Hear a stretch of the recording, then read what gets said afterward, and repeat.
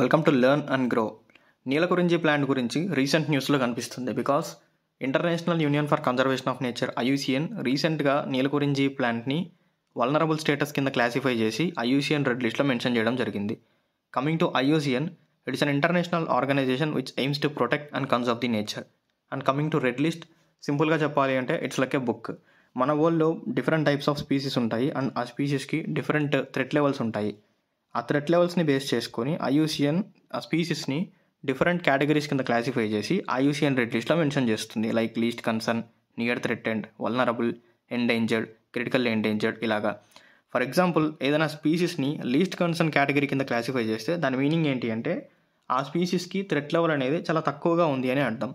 అలాగే ఏదైనా స్పీసీస్ని ఎండేంజర్డ్ కానీ, క్రిటికల్లీ ఎండేంజర్డ్ కానీ ఈ కేటగిరీస్ కింద క్లాసిఫై చేస్తే దాని మీనింగ్ ఏంటి అంటే ఆ స్పీసీస్కి థ్రెట్ లెవెల్ అనేది చాలా ఎక్కువగా ఉంది అండ్ అలాగే ఆ స్పీసీస్ని ప్రొటెక్ట్ చేయడానికి చాలా ఎక్కువ ప్రొటెక్టివ్ మెజర్స్ తీసుకోవాలి అని చెప్పేసి అర్థం.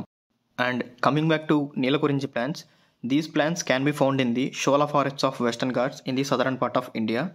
అండ్ ఈ ప్లాంట్స్ యొక్క యూనిక్ ఫీచర్ వచ్చేసి 12 yearsకి ఒకసారి మాత్రమే ఈ ప్లాంట్స్కి పూలు అనేవి పూయడం జరుగుతుంది. And I have a question for you. ఈ నీలకురించి ప్లాంట్ యొక్క సైంటిఫిక్ నేమ్ ఏంటో కామెంట్ చేయండి. కరెక్ట్ ఆన్సర్ని నేను పిన్ చేస్తాను so that remaining people will know. Thank you for watching.